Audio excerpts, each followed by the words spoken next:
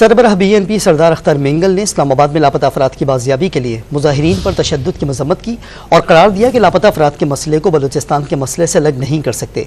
ये मसला वफाक और सूबे दोनों का है। गवर्नर बलूचिस्तान इस्लामाबाद जाकर गिरफ्तार अफराद की रिहाई और मुतालबात के बारे में बात करें। अगर वो मसला हल नहीं करवा सकते तो उस सदर को इस्तीफा भेज दें।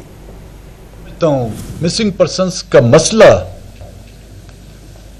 बलूचिस्तान के कन्फ्लिक्ट से अलग हम इसको कर ही नहीं सकते। हम समझते हैं ये मसला मरकज और सूबे दोनों का है।